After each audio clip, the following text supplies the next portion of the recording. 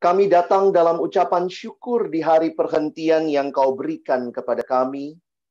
Bersama-sama kami menaikkan syukur kami. Karena cinta kasih dan anugerah-Mu ya Tuhan, kami boleh bersekutu memuji, memuliakan nama-Mu secara online pada hari ini. Kami merindukan ya Tuhan ketika kami sama-sama akan membuka firman-Mu, bukalah juga hati kami. Jadikanlah hati kami seperti tanah yang baik, supaya ketika benih firman Tuhan ditaburkan, boleh sungguh-sungguh berakar, bertumbuh, dan juga berbuah nyata di dalam kehidupan kami. Berkati baik hamba-Mu yang menyampaikan firman, setiap kami yang mendengar firman Tuhan, tolonglah kami semua, agar kami bukan hanya menjadi pendengar-pendengar firman yang setia, tapi mampukan kami dengan kuasa pertolongan dari Roh-Mu yang kudus. Kami dimampukan menjadi pelaku-pelaku firman-Mu di dalam kehidupan kami. Bersabdalah ya Tuhan, kami umat-Mu, sedia mendengarnya di dalam satu nama yang kudus, nama yang berkuasa, nama Tuhan kami Yesus Kristus. Kami menyerahkan pemberitaan firman-Mu. Amin. Shalom, selamat pagi jemaat yang dikasihi Tuhan. Bersyukur kesempatan ini Tuhan berikan bagi kita untuk beribadah, memuji, memuliakan nama-Nya. Pertama-tama secara pribadi saya bersyukur kepada Tuhan buat kesempatan pelayanan ini. Terima kasih untuk my dear brother, Pendeta David, dan keluarga, serta juga seluruh majelis dan jemaat dari GII Vancouver yang juga hari ini kita boleh dapat kesempatan bertemu secara virtual. Dan kita bersyukur karena Tuhan terus memimpin kita. Dan ini jadi kesempatan yang indah dengan teknologi seperti ini. Walaupun saya saat ini sedang di Jakarta, tetapi juga bersyukur Tuhan beri kesempatan untuk melayani Bapak Ibu Saudara sekalian. Bagian firman Tuhan yang akan kita renungkan bersama hari ini dalam tema yang saya ajak kita pikirkan bersama tentang Jesus is our hope. Yesus adalah pengharapan kita. Bapak Ibu yang dikasihi Tuhan, kita sudah masuk di dalam masa Advent. Kalender gerejawi dimulai bukan dengan tahun baru, tetapi dimulai dengan masa Advent. Advent sendiri artinya datang. Sehingga di masa Advent adalah kesempatan kita untuk pertama-tama melihat ke belakang. Kedatangan Kristus yang pertama kali, the first coming of Jesus.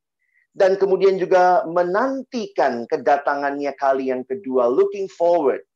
Jadi di sini kita melihat bagaimana dalam masa Advent biasanya kita merenungkan siapa Yesus, apa yang Dia lakukan ketika Dia datang pertama kali.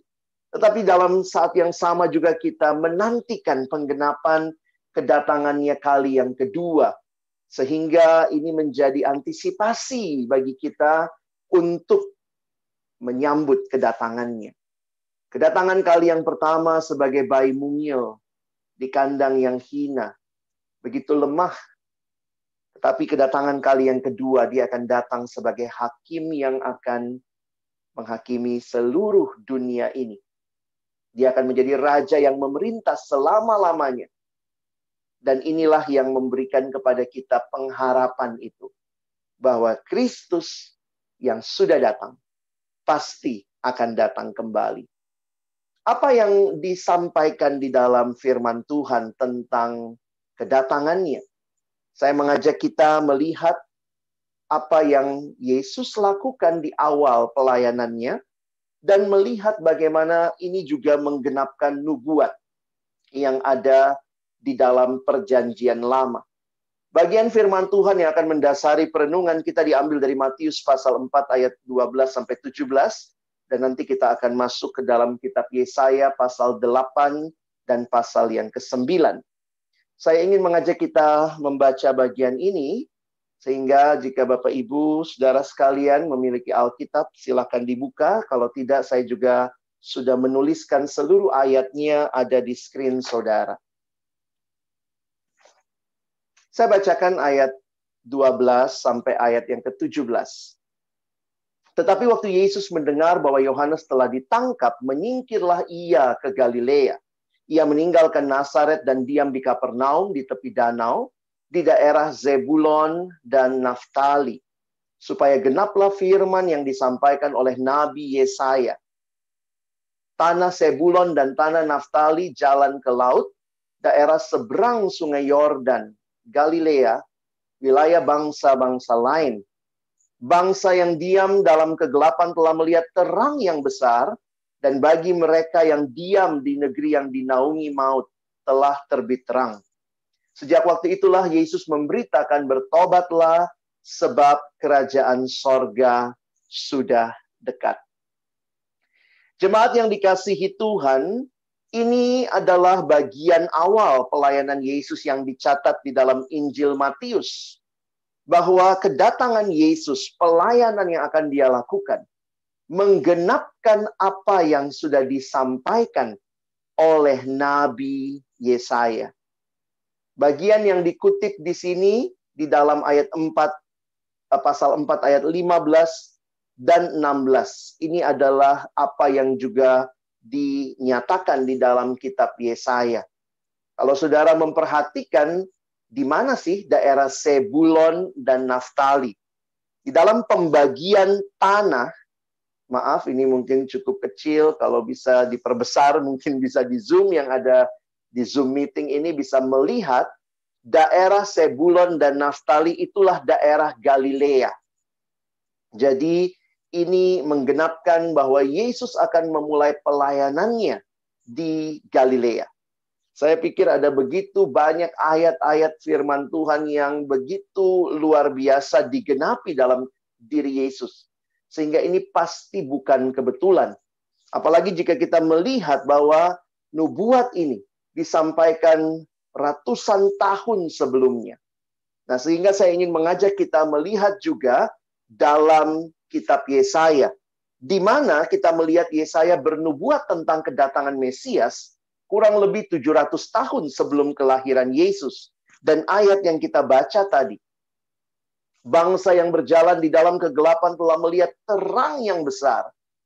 Mereka yang diam di negeri kekelaman atasnya, terang telah bersinar.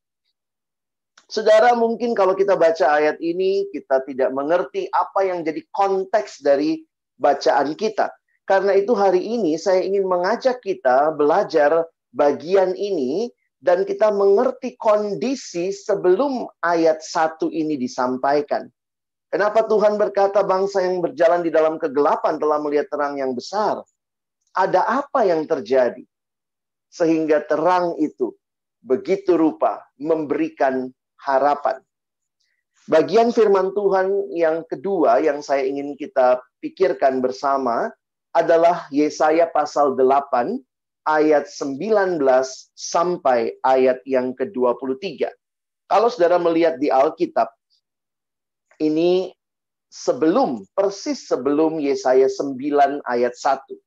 Jadi ini memberikan kepada kita konteks untuk mengerti Yesaya pasal 9 ayat yang pertama. Apa yang sedang terjadi? Apa yang Tuhan sampaikan kepada umat Israel pada waktu itu? Mari saudara melihat ayat-ayat ini. Dan apabila orang berkata kepada kamu, mintalah petunjuk kepada arwah dan roh-roh peramal yang berbisik-bisik dan komat-kamit. Maka jawablah, bukankah suatu bangsa patut meminta petunjuk kepada Allahnya? Atau haruskah mereka meminta petunjuk kepada orang-orang mati bagi orang-orang hidup? Carilah pengajaran dan kesaksian. Siapa yang tidak berbicara sesuai dengan perkataan itu, maka baginya tidak terbit fajar. Mereka akan lalu lalang di negeri itu, melarat dan lapar, dan apabila mereka lapar, mereka akan gusar dan akan mengutuk rajanya dan Allahnya. Mereka akan menengadah ke langit dan akan melihat ke bumi. Dan sesungguhnya hanya kesesakan dan kegelapan, kesukaran, kesuraman yang menghimpit, dan mereka akan dibuang ke dalam kabut. Tetapi tidak selamanya akan ada kesuraman untuk negeri yang terimpit itu. Kalau dahulu Tuhan merendahkan tanah Zebulon dan tanah Naftali, maka di kemudian hari Ia akan memuliakan jalan ke laut, daerah seberang sungai Yordan, dan wilayah bangsa-bangsa lain. Bapak, Ibu, Saudara, jemaat yang dikasihi Tuhan, perhatikan bagian ini. Saya pikir ini memberikan konteks untuk kita memahami Yesaya pasal 9 ayat 1, dan bagaimana penulis Injil Matius mengutip Yesaya 9 ayat 1 menggambarkan kedatangan Kristus di perjanjian baru. Jadi ini nubuatan yang digenapi. Nah, saya ingin mengajak kita melihat sebentar apa sih yang terjadi ketika Yesaya bernubuat pada waktu itu. Apa yang sedang dialami oleh umat Allah. Nah, sedikit kita belajar sejarah ya. Tidak banyak orang suka sejarah. Tapi mari Bapak Ibu kita coba lihat sebentar.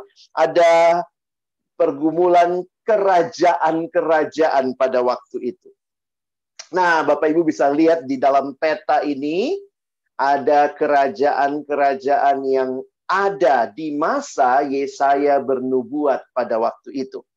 Yang kuning mudah di bawah, itu namanya kerajaan Yehuda.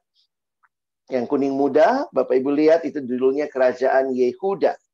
Lalu di atas yang maksud saya yang hijau muda ya, hijau muda itu adalah kerajaan Yehuda. Lalu di bawahnya yang kuning itu kerajaan Edom. Nah, ini kira-kira peta politik pada masa itu. Saudara lihat yang di atas kerajaan Yehuda itu adalah kerajaan Israel. Kerajaan Israel dengan warna hijau tua. Lalu sedikit di sebelah kanan atas itu ada kerajaan Aram Damaskus. Ya, kenapa kita perlu mengerti ini? Karena itulah konteks yang bisa kita pahami dari kalau kita baca mulai dari Yesaya pasal 7, Yesaya pasal 8, sehingga ada Yesaya 9 tadi, ayat yang pertama. Nah, mari Bapak Ibu perhatikan sebentar. The rest of my map will be in English gitu ya. Ini daerahnya ada kerajaan Yehuda. Maksudnya mapnya ini yang bahasa Inggris ya, Yehuda. Yehuda itu ibu kotanya, Bapak Ibu lihat ya, ibu kotanya itu Yerusalem. Lalu ada kerajaan Israel, kalau di sini yang warna merah itu. Kerajaan Israel itu ibu kotanya Samaria. Bisa lihat panahnya. Dan kemudian ada kerajaan Aram. Itu tadi Damaskus atau Damsyik. Kerajaan Aram ada di atas sini ya. Nah, itu ibu kotanya. Nah, apa yang terjadi pada masa itu? Kalau kita tahu bahwa pada masa itu Yerusalem atau kerajaan Yehuda akan diserang oleh koalisi dua kerajaan yang di atas. Kerajaan Aram dan kerajaan Israel. Ya. Jadi kerajaan Yehuda yang di bawah ini mau diserang oleh koalisi gabungan dua kerajaan ini. Nah, menarik sekali bahwa Damsyik sebagai ibu kota kerajaan Aram dan Samaria sebagai ibu kota kerajaan Israel menjadi ancaman bagi kerajaan Yehuda yang ibu kotanya Yerusalem. Sebab apa? Sebab Yehuda ini menolak ajakan untuk bergabung. Jadi ternyata kerajaan Aram dan kerajaan Israel ngajak gabung. Ayo kita gabung sama-sama melawan kerajaan Asyur. Wow, itu di mana lagi kerajaan Asyur ya? Sekarang kita lihat peta yang lebih besar ya. Nah, Bapak Ibu bisa lihat ini peta politik pada masa itu. Bapak Ibu bisa perhatikan tadi Yerusalem dan sekitarnya ada di sebelah kiri bawah yang dilingkari ini. Sementara ini kerajaan Asyur di atas, sebelah kanan yang saya lingkari. Kerajaan Asyur pada masa itu setelah mengalahkan Babel, menjadi kerajaan yang mulai semakin kuat dan berusaha ekspansi. Wow, dia ekspansi terus kepada kerajaan-kerajaan yang lain. Dan karena itu, kerajaan Aram dan kerajaan Israel juga mulai ketakutan. Karena nanti akan diserang oleh Asyur. Jadi ajak Yehuda, ayo Yehuda, kita gabung sama-sama, kita bikin koalisi yang lebih kuat. Supaya kita bisa mengalahkan Asyur. Tapi apa yang terjadi? Ya, ini ceritanya lanjutannya. Raja Yehuda, Raja Ahaz, dia ketakutan, tapi menarik. Tidak tahu cara lain untuk selamat, kecuali meminta tolong kepada kerajaan yang begitu terkenal itu, yaitu kerajaan Asyur. Jadi, pada masa itu dia tidak ikut koalisi, tetapi dia malah mau minta pertolongan kepada Asyur. Nah, Bapak Ibu yang dikasihi Tuhan, Ahaz, Raja Yehuda, memilih untuk meminta tolong kepada Asyur daripada kepada Allah. Dan tindakan Yehuda berlindung pada Asyur dari ancaman Israel dan Aram merupakan hal yang sia-sia. Jadi kita bisa lihat ini ya, ini kondisinya sangat politis. Dan disitulah kita jadi memahami.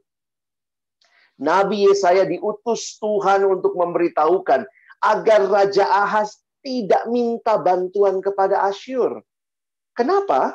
Raja Ahaz harus mengingat bahwa perbuatannya meminta bantuan kepada kerajaan Asyur hanya akan membawa kehancuran bagi Yehuda.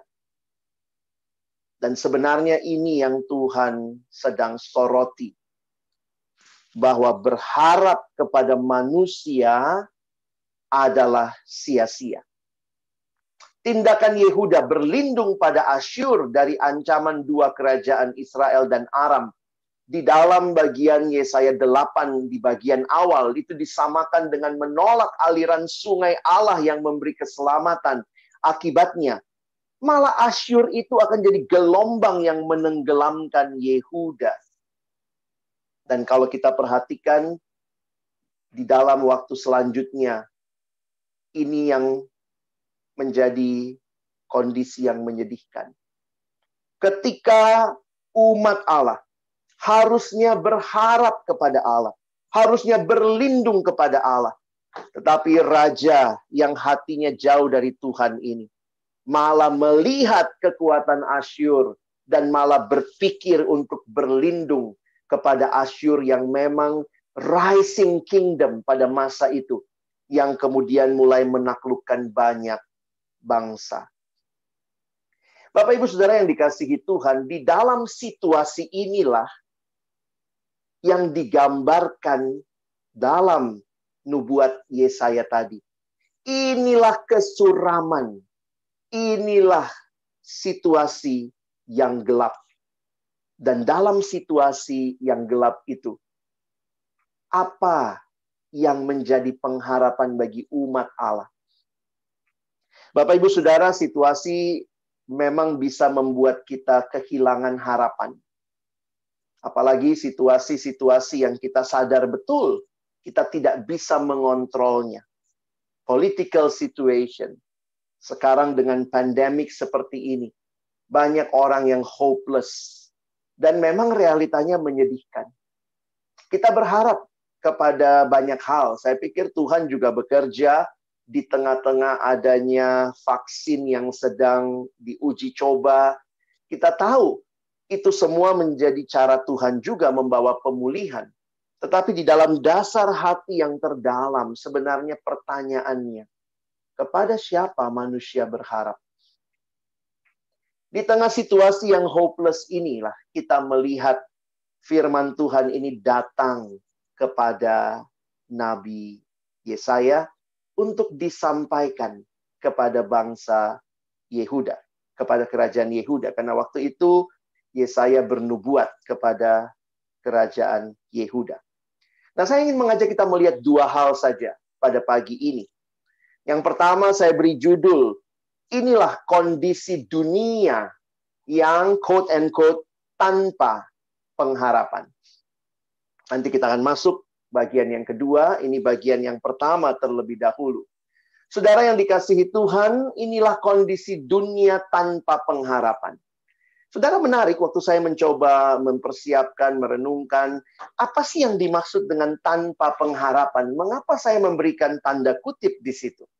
Saya makin menyadari sebenarnya manusia itu, karena kita itu dicipta oleh Allah, segambar dan serupa dengan Allah, dan kita adalah makhluk yang diciptakan untuk menyembah Allah, sebenarnya manusia adalah makhluk yang berpengharapan. Saudara bisa merenungkan ini ya. Manusia itu adalah hope-based creature. Kita adalah makhluk yang berpengharapan. Karena kita dicipta oleh Allah, maka sebenarnya kita itu selalu punya satu kerinduan untuk melakukan penyembahan, persekutuan dengan pribadi yang kita sadar lebih besar dari kita. Jadi manusia sebenarnya pada dasarnya adalah makhluk yang berpengharapan. Tapi kenapa Alkitab mengatakan misalnya manusia tanpa pengharapannya? Saya coba perenungkan ya. Akhirnya saya coba simpulkan begini. Jadi kalau Bapak Ibu baca di banyak bagian ya, misalnya manusia hidup tanpa Allah. Waktu dikatakan manusia hidup tanpa Allah, apakah betul-betul tidak ada Allah yang sedang dia sembah? Because at the same time, we are a worshipful being, creature. Kita adalah makhluk yang selalu menyembah. Kita juga adalah makhluk yang selalu berharap. Karena itu, ketika Alkitab menggunakan istilah manusia tanpa pengharapan, saya menyimpulkan sebenarnya ini adalah situasi kondisi di mana manusia sedang meletakkan pengharapannya pada hal yang salah. Itu yang digambarkan di Alkitab. Tanpa pengharapan. Kenapa? Karena sedang meletakkan pengharapannya pada hal yang salah. Saudara coba lihat, apakah memang betul tidak ada pengharapan? Lihat ayat 19 tadi. Perhatikan, ternyata mereka berharap pada Allah yang palsu. Saudara, waktu itu kalau mengharapkan kerajaan lain menolong, maka biasanya juga ada koalisi berkaitan dengan penyembahan kepada dewa yang disembah oleh kerajaan tersebut. Sehingga ini bukan sekedar persekutuan politik, tetapi persekutuan yang juga terjadi persinahan rohani karena akhirnya berharap justru kepada Allah yang palsu. Ayat 19 mengatakan, mintalah petunjuk kepada arwah dan roh-roh peramal yang berbisik-bisik dan komat kamit. Maka jawablah, bukankah suatu bangsa patut meminta petunjuk kepada Allahnya? Atau haruskah mereka meminta petunjuk kepada orang-orang mati bagi orang-orang hidup? Bukan demikian seharusnya cara hidup umat Allah. Saudara kadang-kadang ngelihat ya, orang Kristen di Indonesia juga banyak, bahkan mungkin juga yang sudah ada di luar negeri, bilangnya Kristen, tapi sangat berharap kepada hal-hal yang superstitious. Kita bisa begitu rupa memperhatikan sio ya, memperhatikan feng shui gitu ya, memperhatikan hal-hal yang memang secara logika ada banyak hal yang masuk akal, tapi more than that, apakah kita sedang menaruh pengharapan kita kepada Allah yang palsu? Dan ini diteruskan dengan gambaran ayat 21. Mereka akan lalu lalang di negeri itu melarat dan lapar, dan apabila mereka lapar, mereka akan gusar dan mengutuk rajanya dan Allahnya, mereka akan menengadah ke langit. Tapi perhatikan ayat 22. Dan mereka akan melihat ke bumi, dan sesungguhnya hanya apa? Hanya kesesakan dan kegelapan, kesuraman yang mengimpit, dan mereka akan dibuang ke dalam kabut. Looking only toward the earth. Dan saya mengutip kalimat dari pendeta Timothy Keller ketika dia mengatakan, if we look only to the earth and human resources, the darkness only gets worse. Saudara, bukan berarti kita tidak butuh resources yang ada dalam dunia ini. Makanya saya bersyukur ada kata only. If we look only to the earth and human resources, the darkness only gets worse. Why? Kita punya pengharapan. Tetapi inilah yang begitu menyedihkan bahwa manusia menaruh pengharapannya kepada dunia. Kepada manusia. Bahkan lebih gila lagi, kepada dirinya sendiri. Our true hope is not from creation, but from Creator. Why wish upon a star when you can pray to the one who created it? Wow, saya banyak melayani adik-adik, anak-anak siswa dan remaja yang juga dari masa muda begitu rupa pengen tahu hidupnya, pengen tahu masa depannya. Tapi apa yang mereka lihat? Zodiac. Satu waktu ada satu anak ketemu sama saya, dia tanya, Koko, bintangnya apa? Saya bilang, bintang apa? Oh, maksud dia zodiak ya. Oke, saya bilang saya Capricornus. Oh, kita nggak cocok ya, Ko ya. Kita ciong deh kayaknya.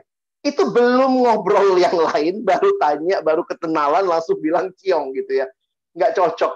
Ngeri sekali bahwa manusia menggantungkan harapannya dan masa depannya, kehidupannya, not from Creator, but from creation. Dari ciptaan yang lain. Dan manusia selalu lupa diri bahwa kita itu bukan Allah, saudara. Kita itu bukan Allah. Dan saya pikir sejak kejatuhan manusia di Taman Eden, inilah jadi ciri kita. Kita selalu lupa diri, lupa bahwa kita bukan Allah. Dialah Allah dan kita harusnya bergantung kepada Allah. Sehingga, kalau bicara dosa, Bapak Ibu Saudara kalian, apa itu dosa? Dosa adalah ketika manusia berontak kepada Allah dan menjadi Allah atas pilihan-pilihan hidupnya, atas kehidupannya. Dan apa yang Alkitab sampaikan kalau kita lihat tadi? Berharap pada hal yang salah, menggantungkan diri kepada hal yang salah, maka akhirnya tanpa pengharapan. Sin membawa kita kepada hopeless end. Tapi puji Tuhan, kita punya Allah yang hidup. Allah yang peduli dengan pergumulan kita. Allah yang peduli dengan Yehuda. Sehingga dia kirimkan Nabi Yesaya bernubuat bahwa ini kondisimu kalau berharap kepada manusia. Tetapi ada pengharapan. Bangsa yang berjalan di dalam kegelapan akan melihat terang yang besar. Dan ini my last point ya, poin saya yang kedua. Kalau dunia tanpa pengharapan, maka Yesus adalah pengharapan sejati. Sekali lagi ayat yang ke-23. Kalau Bapak Ibu punya Alkitab cetak bahasa Indonesia, mulai Yesaya 8 ayat 23 diberikan judul Raja Damai, kelahiran Raja Damai. Sehingga perhatikan ada kata tetapi di situ. Wow, kalau ketemu kata tetapi itu it's a very interesting word ya. Bapak Ibu perhatikan, mana yang lebih penting biasanya? Sebelum kata tetapi atau sesudah kata tetapi?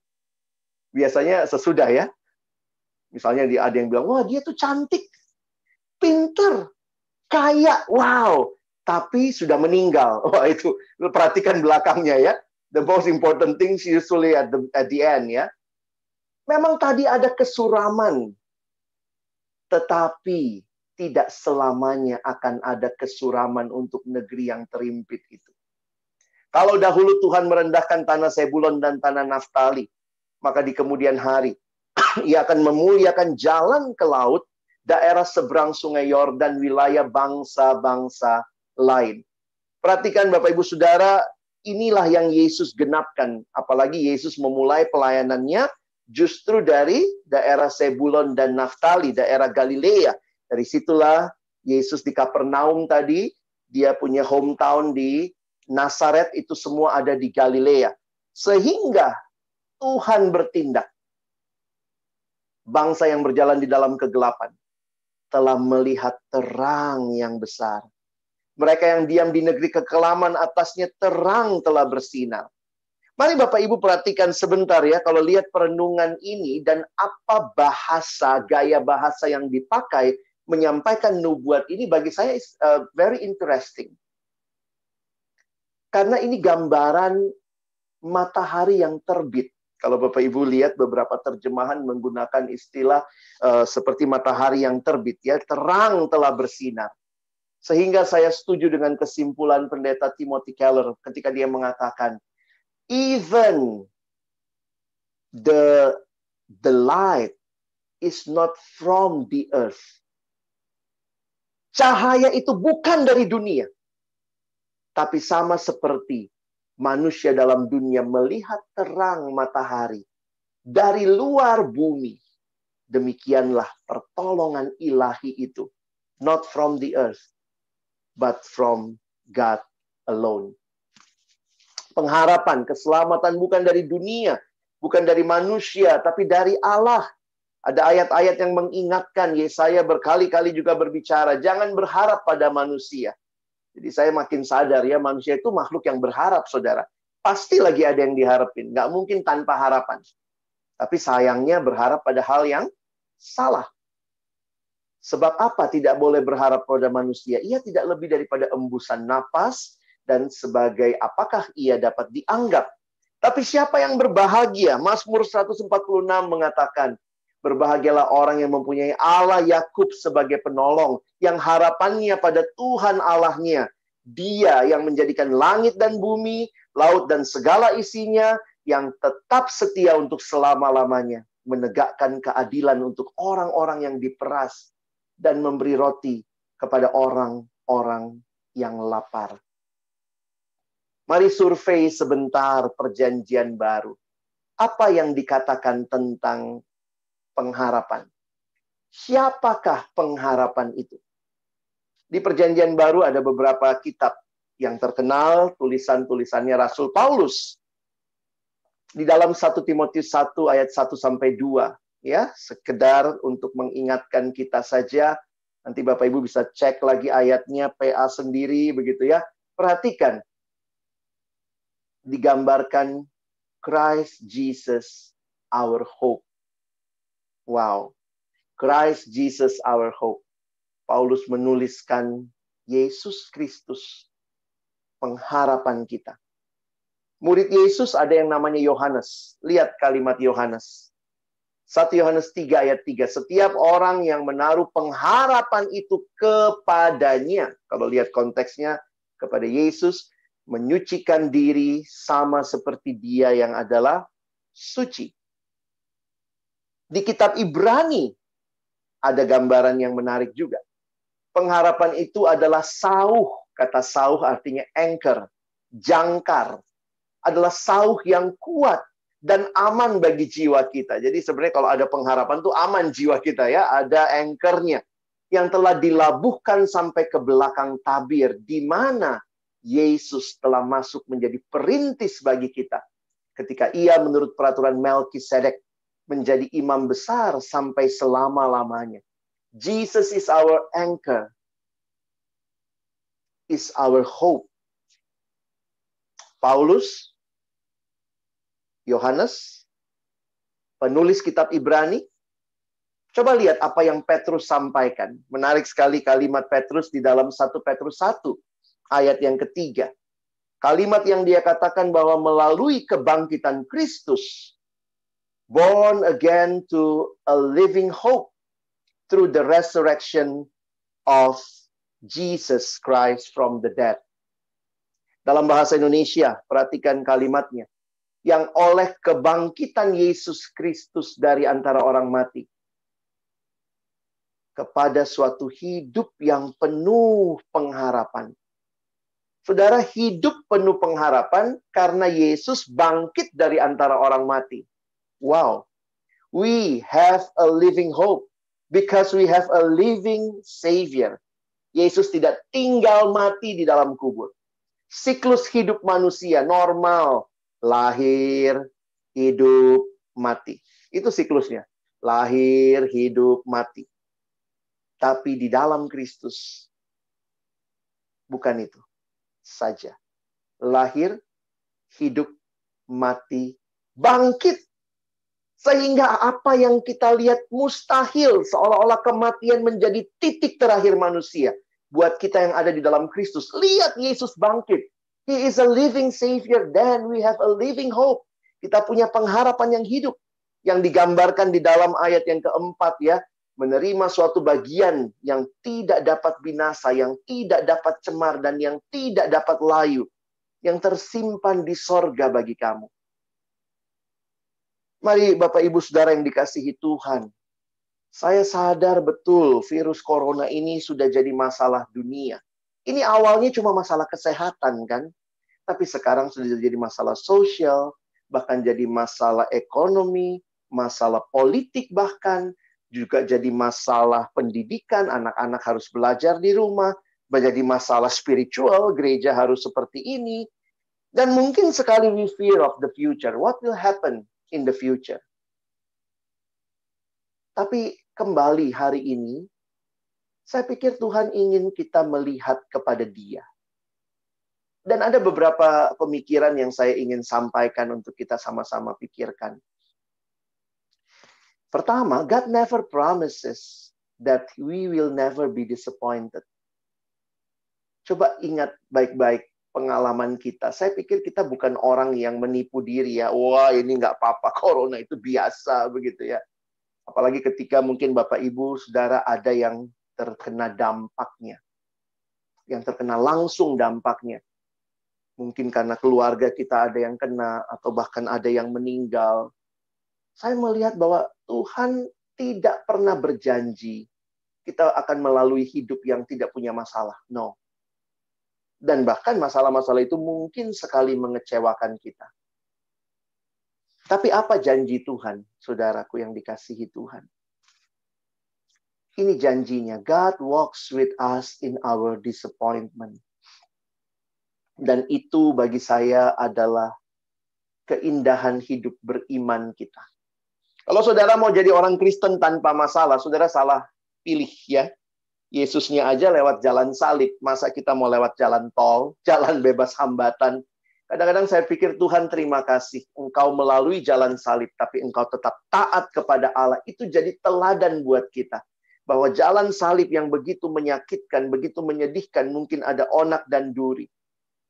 Tapi Tuhan hadir menyertai perjalanan kita. Sehingga hidup itu adalah sebuah perjalanan bersama Yesus. Dan karena ada Yesus, harapan kita selalu bisa maju, melangkah bersama Dia. Berharap adalah gaya hidup. Ini dari Paul David Tripp. Dia berkata, hope is a lifestyle. Sebenarnya menarik, saudara ya. Harapan itu apa sebenarnya? Itu sangat abstrak. Tapi itu sangat real juga pada saat yang sama. Saya kasih contoh begini ya. Ini contoh saja, memang tidak persis. Tapi kira-kira harapan itu begini. Harapan itu kan belum terjadi ya. Tapi memberikan kepada kita semangat. Mungkin ada orang tua yang bilang sama anaknya begini. Kalau kamu belajar dengan baik, bisa lulus, bisa naik grade, maka oke, kita akan liburan ke Eropa. Ya. Jadi kalau belajar baik-baik, lulus ujian, bisa naik grade-nya, maka kita akan liburan ke Eropa. Anak itu diberikan harapan seperti itu. Apakah sudah liburan ke Eropa? Oh, not yet. Tetapi harapan itu, akan ke Eropa. Ketika mungkin anak itu lagi struggle dengan ujian dia. Aduh, kayaknya I want to give up. Aduh, susah sekali. But again, think, wow, saya mau ke Eropa dengan orang tua saya. Mereka berjanji dan orang tua saya tidak pernah ingkar janji. Sehingga itu memberikan semangat. It's not really happen yet gitu ya. Tetapi itu memberikan semangat untuk kita maju. Dalam hidup ini kalau kita punya pengharapan kepada Kristus, bahkan ketika kita mengalami pergumulan yang paling berat sekalipun. Saya sedang mendampingi seorang teman, mendampingi dalam arti saya bilang kita jadi prayer partner ya. Kita sedang mendoakan mamanya yang lagi cancer, stadium akhir dan ini menjalani proses kemo kali yang kedua. Kadang-kadang kalau lihat situasinya harus di kemo dan kemudian lihat begitu suffer, rambut sudah gugur. Tapi kemudian jadi sadar ada pengharapan. Kita tidak tahu ujungnya seperti apa dalam proses pengobatan ini, apakah berhasil atau tidak. Tapi hidup kekal milik mamanya. Beberapa hari ini dia bilang, saya ajak mama berdoa, dan pernah kemarin dia lupa ajak mamanya berdoa, malah mamanya yang mengingatkan. Ayo kita doa, begitu ya. Sehingga saya pikir, iya ya, bukan masalah sembuh atau tidak saja. Tapi ketika hal yang mungkin paling tidak kita inginkan terjadi, there is always hope. She will always be with her Savior. Saudara, nggak mudah, tidak mudah ya. Saya kehilangan papa saya dalam masa pandemi ini. Papa meninggal Juni yang lalu karena sakit tua ya. Dan itu sangat sulit buat kami karena membawa ke rumah sakit atau tidak, di rumah atau di rumah sakit. Karena memang virus ini kita sulit sekali bawa ke rumah sakit. Berarti kalau kita juga takut kalau ternyata tahu-tahu dia positif atau reaktif saja, maka dia harus diisolasi, terpisah dari kami, sementara dia sudah demensia dan begitu rupa. It's not easy for us. But there is always hope. Melihat bahwa Tuhan punya rencana, kami sudah melakukan yang terbaik yang kami bisa lakukan sebagai anak-anak. Tapi Tuhan tahu yang terbaik. Dan dia memberikan yang luar biasa. Tuhan memberikan kepada papa saya perhentian yang kekal. Harapan itu akan membentuk cara hidup kita. Harapanlah yang akan menyebabkan kita membuat keputusan-keputusan yang kita ambil. Dan karena itu kurangnya harapan membuat kita merasa mandek dan hidup tanpa motivasi. Saudaraku yang dikasihi Tuhan, jemaat yang saya kasihi, saya tidak tahu apa pergumulan saudara sekarang. Tuhan pun tidak berjanji mengenyahkan pergumulan itu, tapi Tuhan sedang mengingatkan kita. Pandanglah padaku. Natal sekali lagi menjadi kesempatan kita melihat bahwa Allah peduli dengan kita. Allah tidak lepas tangan. Allah tidak cuci tangan atas pergumulan manusia. Tapi lihatlah Natal, Allah turun tangan dan menjabat tangan kita. Memberikan kepada kita pengharapan yang kekal.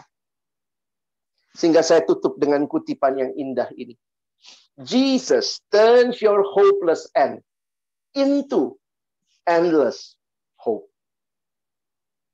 Apakah ini juga pengalaman saudara yang sekali lagi siap menyambut Natal? Natal bukan sekadar kemeriahan, tetapi Natal adalah cahaya terang ilahi turun ke dalam dunia, memberikan kita pengharapan, sehingga kita tidak berakhir dengan hopeless end, tapi kita berakhir dengan endless hope. Selamat memasuki masa Advent. Pandanglah Yesus, because Jesus is our hope. Amin. Mari kita berdoa. Tuhan, terima kasih banyak karena firman-Mu ya dan amin. Dan firman-Mu itulah yang kami percaya juga memberikan kepada kami kekuatan di dalam kami menjalani masa-masa yang sulit dalam hidup kami. Mungkin setelah pandemi ini berakhir, ada juga kesempatan-kesempatan pengalaman hidup yang sulit yang mungkin akan kami alami. Tapi bersama dengan Yesus kami dikuatkan. Kami dimampukan untuk terus berjalan, berharap kepadamu, melewati situasi-situasi yang sulit dengan bergantung penuh kepadamu. Dan bahkan kami bisa jadi berkat buat orang lain.